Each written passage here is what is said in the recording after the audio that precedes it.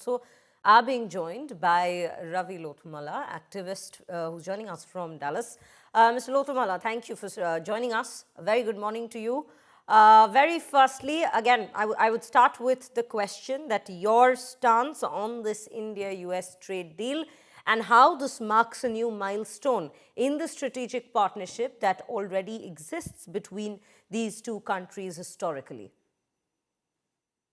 So, Parul, that is a very nice question and also a very good decision by our Commerce Minister, Piyush Goyal. This was expected, okay? As President Donald Trump always says that India is a tough negotiator. Yes, under Prime Minister Modi, deals have to be beneficial for both the sides. It cannot be happening only on one side. With that said, the rates, the cost, and everything has to be will come down drastically in this such kind of a scenario. Now, definitely, it is benefited by India and also by US. It is a bilateral deal. Look at the smart things happen from Europe.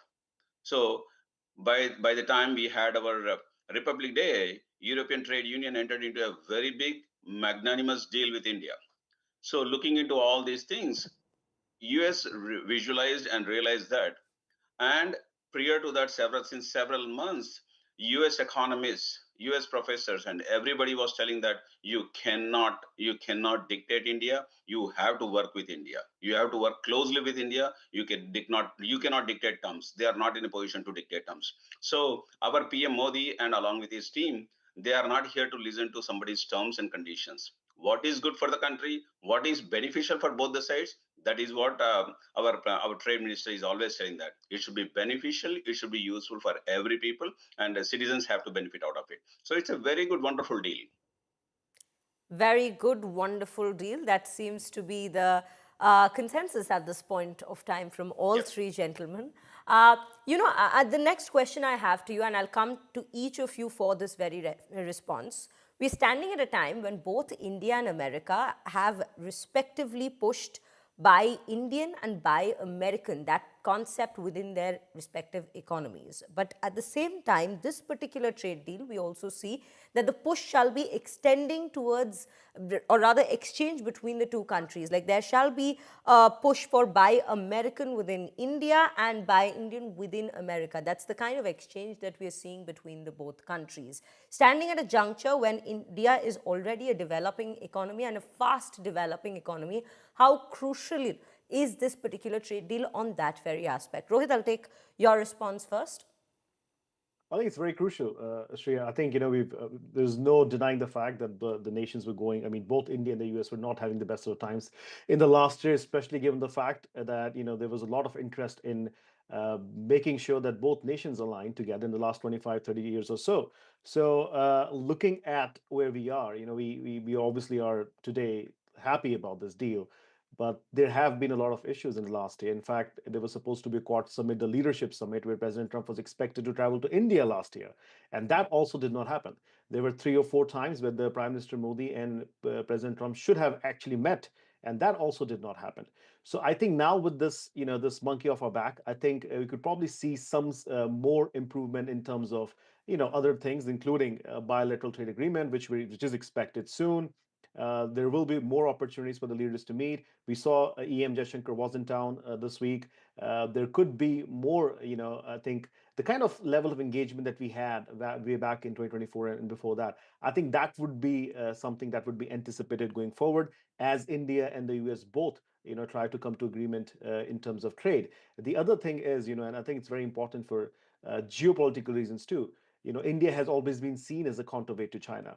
And last year, we saw Prime Minister Modi traveling to China for the SCO summit, sending a strong signal in the Western Hemisphere, right? So I think there has been that realization too. The world's oldest and the largest democracies, should work together. And we're seeing, I mean, those pictures, you see Marco Rubio standing behind. I think he has also played a very instrumental role in ensuring, that America does not lose India. And I think that is the message from DC tonight that, look, we'll work with you. Obviously, this 18% is going to be there, but we'll work with you, and we believe that this relationship is safe and should be secured. Right. Sudhanshu, on that very note, this definitely, as I was mentioning before, This definitely comes as a deal made in good faith, and that too from both sides at this point of time, both sides of this particular deal. So, at a time when we see the respective countries are also pushing theories, concepts like Buy American and Buy India on respective sides, that is, US and India, how does a trade deal like this also push that particular stance within respective countries while maintaining the exchange with each other?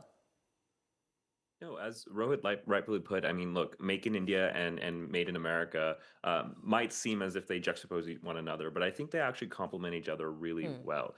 The US has been looking to diversify its supply chains, right? And India offers kind of that scale, that kind of production capacity when they need it, and obviously the political and democratic alignment that's needed to be able to produce at such scale. So I think that we can talk about Made in America and Make in India, but I think that especially opening up all these different sectors, whether it's pharmaceuticals, whether it's energy, the skills and resources that the United States has complements the capital, the human labor that India has, and it suits both countries' interests to be able to diversify their supply chains from different countries, rely on each other. And I think what's happening really with this deal is the fact that America is saying that, look, India is a critical pillar when it comes to not only just a ally but an economic partner, and vice versa. India is saying that as well. We have tried to look and do non-alignment and consider all the resources, but we do think that the future is between India and the U.S. relations becoming incredibly close partners politically, socially, and obviously economically. Right. Mr. Lothmala, your stance on this particular question, that how will the two countries be complementing each other with their respective policies in place? I mean, if you look into the way that the traffic tariffs have been reduced, the cost will be reduced, and there is a free flow of goods and other important material for both the countries.